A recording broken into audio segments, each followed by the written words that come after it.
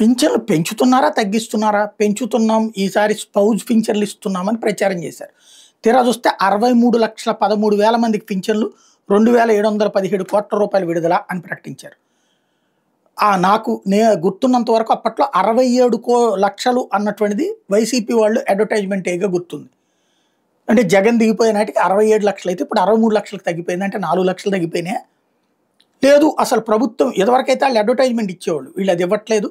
సరే, చంద్రబాబు గారు స్వయంగా జనం దగ్గరికి వెళ్తున్నారు కాబట్టి అడ్వర్టైజ్మెంట్ అక్కర్లేదు. కానీ ఏంటిది, ఎంతమందికి అంటే ఈ అంకె చెప్తున్నారు 63 లక్షలకి ఇచ్చాను, లేకపోతే 2,717 కోట్లు అని.